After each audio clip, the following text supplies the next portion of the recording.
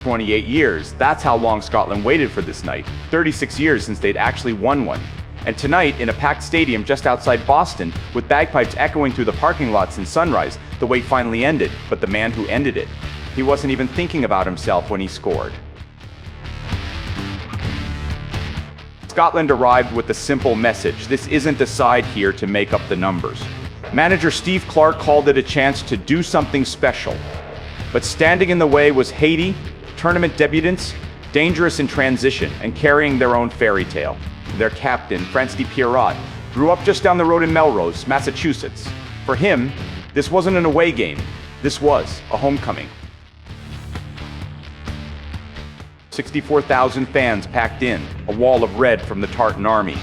Early on, Scott McTominay rattled the crossbar, then clipped the post seconds later. Scotland were knocking on the door. Then, the 28th minute. Che Adams brought the ball down, laid it off. Ben Gannon Doak whipped it toward the box, Haiti cut it out, but the ball spilled loose to the edge of the area, where John Megan was waiting. He struck it. A deflection sent it looping past the keeper, and Gillette Stadium erupted. It wasn't pretty. McGinn himself admitted it later. I scuffed it a wee bit. But as he wheeled away to celebrate, he didn't just celebrate for himself.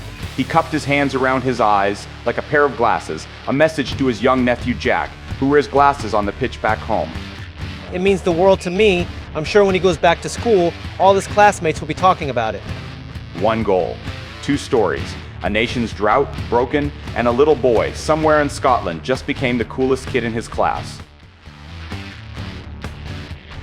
But Haiti weren't done. They came out swinging in the second half, 15 shots by the final whistle, more than Scotland managed all night.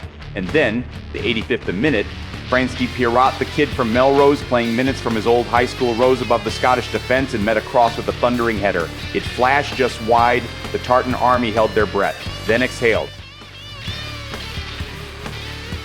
Full-time, Scotland won, Haiti 0. Scotland's first World Cup win since beating Sweden back in 1990.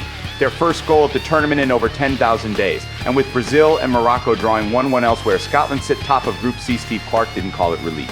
He said, Everyone told us it's must win, and we won.